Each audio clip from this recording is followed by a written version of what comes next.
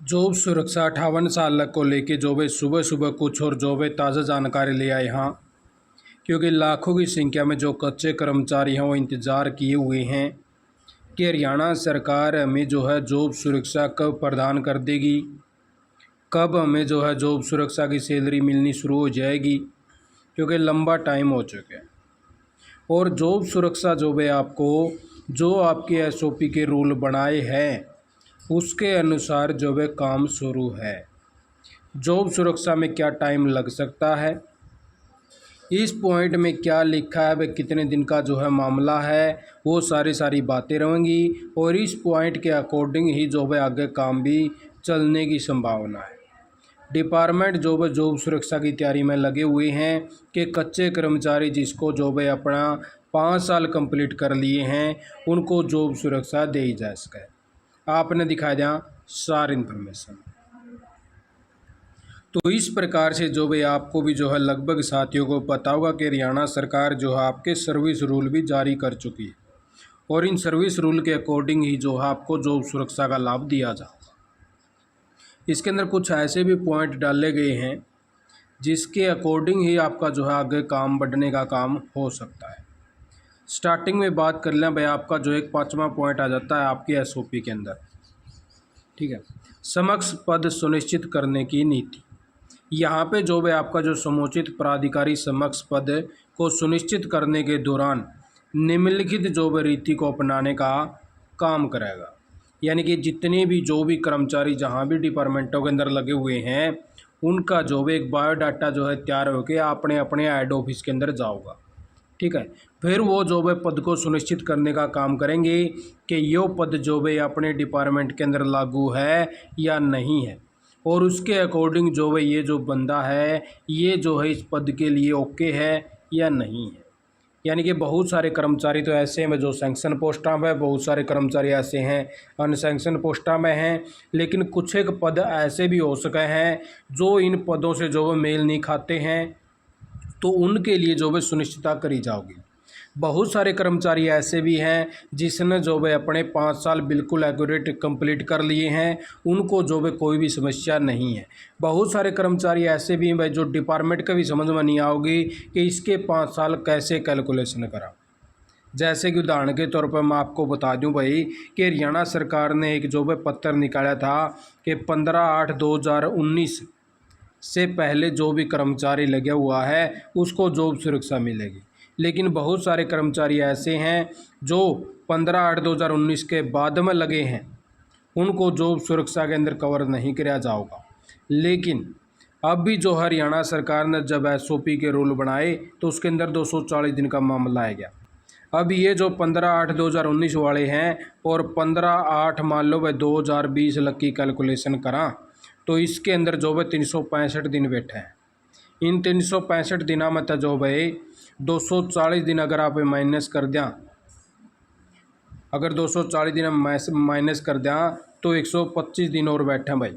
यानी कि अगर कोई बंदा मान लो 15/8/2019 के बाद में लग गया है और किसी ने 1 महीना, किसी ने 2 महीने, मान लो कि कोई जो भाई अक्टूबर नवंबर लग भी लग गया है तो अब भी उसके 240 दिन बैठे हैं। तो अब जो ऐसे भी मामले हैं जिसके अंदर जो है कन्फ्यूजन हो सका है, डिपार्टमेंट भी चाहेंगे कि किसी कर्मचारी को समस्या का सामना ना करना पड़े, इसलिए ऐसे कुछ मामले हैं जो वित्त विभाग को भेजे जा सके हैं और उनसे जो है क्लैरिफिकेशन ले जा सका है क्या ऐसे मामले में भी इनको जॉब सुरक्षा दी जा सका है। तो ऐसी जो है चीज़ों को देखते हुए इन्होंने साफ साफ ये जो पॉइंट है ये डाले। यहाँ पे जो है ऐसी समस्याओं को देखते हुए यदि समक्ष पद की पहचान सहज ही हो जाती भाई, मान लो अगर कोई बंदा है भाई उसकी बिल्कुल ओके हो जाती है, पोस्ट भी ठीक है और उस पोस्ट के अकॉर्डिंग जो है अपनी क्वालिफिकेशन वगैरह फुलफिल भी करा है, उसके 5 साल भी अकॉर्डिंग जो है बिल्कुल कंप्लीट हुए हैं और डिपार्टमेंट का भी समझ में आ गया कि ये जो चीज़ है वो ओके है बिल्कुल, ठीक है। वो क्या करेगा कि संबंधित सरकारी संगठन द्वारा वित्त विभाग को दिनांक 16 अगस्त 2024 से जो है आपकी पोस्ट मानी जाओगी। यानी कि अभी आप फिलहाल कर रहे थे वह कच्चे तौर पर काम कर रहे थे और बाद में जब आपकी पोस्ट मान लो कि एक सैंक्शन होगी, पोस्ट करेक्शन भी होगा आपका, क्योंकि बहुत सारे कर्मचारी ऐसे भी हैं पोस्ट सेक्शनों पे नहीं है, तो उनकी जो पोस्ट है वह 16 अगस्त 2024 से प्रभावी होगी और अधिसंख्यक पद जो है सृजित किए जाने का प्रस्ताव भेजा जाएगा कि ये जो पद है हमारे पास में सृजित नहीं है, इनको सृजित करने का काम किया जावा है 16 अगस्त 2024 से, ताकि सुरक्षित कर्मचारी को उस पद पर व्यक्तिगत रूप से समायोजित किया जा सके। यानी कि जो भी कर्मचारी है जिसने अपनी जॉब सुरक्षा कंप्लीट कर ली है, उसको उस पद के ऊपर जो है फिर समायोजित किया जा सकेगा। क्योंकि अभी तक आपको फिलहाल जो है ऐसे बंदे हैं जो सैंक्शन पोस्टों में नहीं है, और सैंक्शन पोस्ट ही नहीं है तो फिर उस बंदे को समायोजित करा जाए। अगर उन डिपार्टमेंटों के पास में ऑलरेडी सैंक्शन पोस्टें हैं उसके अकॉर्डिंग, तो उनको जो है समायोजित करा जा सके।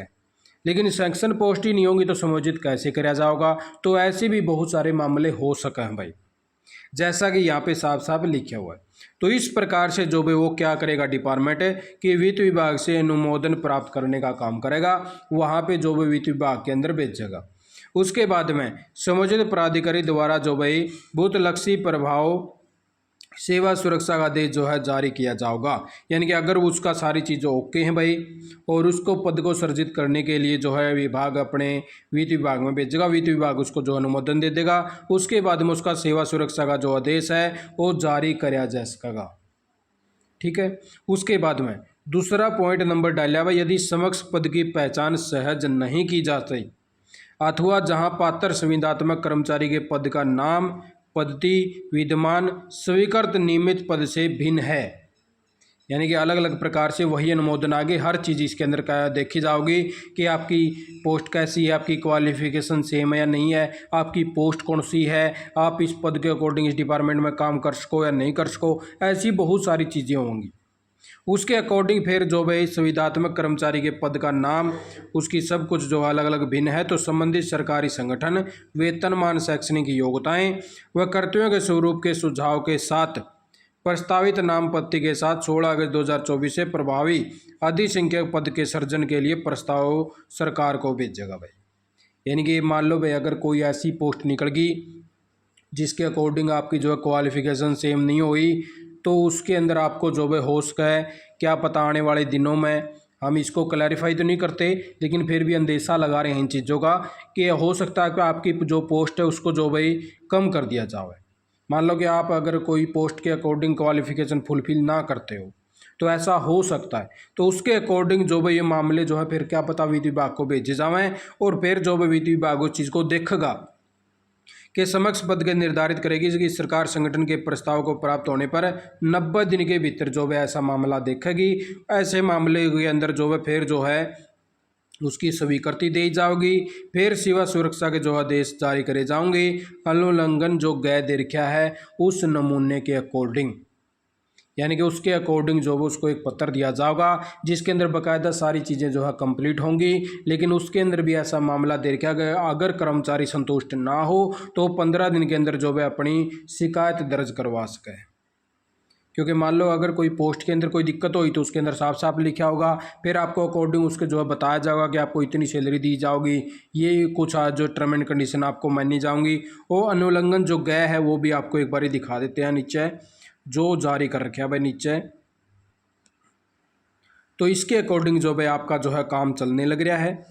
बहुत सारे डिपार्टमेंटों ने जो भी अपने जो नेक्सर हैं ये वाले वो नेक्सर भी भरवा लिए हैं। अब ये नेक्सर गए, ये देख लीजिए भाई जो नियुक्ति प्राधिकारी है इस प्रकार से आपका नाम होगा, आपको सेवा सुरक्षा का दे दिया जाएगा। फिर इसके अंदर जो भी आपकी सेवा सुरक्षा के लाभ होंगे, आपका पद का नाम होगा, आपको दिनांक से प्रदान किया जाता है वो भी चीज़ें लिखी होंगी, पद का जो भी वर्ती मूल्य वेतन कितना होगा आपका उस हिसाब से लिखी जाएगी। बाकी जो टर्म एंड कंडीशन जो सरकार ने बनाई है वो जो है यहाँ पे आप देख पाओगे।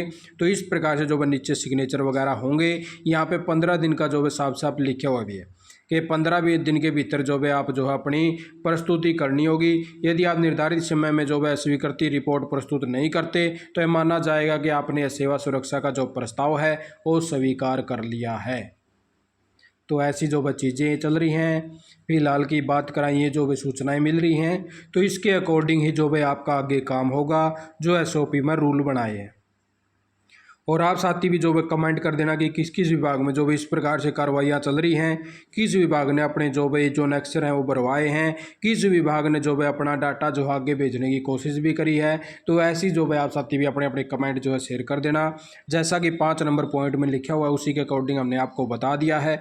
बाकी आगे जैसे कोई भी नई सूचना आती जाओगी तो आपको अपने चैनल के माध्यम से जानकारी दे देंगे, क्योंकि काफ़ी सारे जो युवा हैं, जो कर्मचारी हैं, उनके जो है मैसेज आने लग रहे हैं। बार बार के सर जो है काफ़ी दिन निकल चुके हैं, अभी तक जो सुरक्षा का लाभ नहीं मिल पाया है। उसी के अकॉर्डिंग लगातार आपको टाइमली हर वह इन्फॉर्मेशन पहुँचाई जा रही है।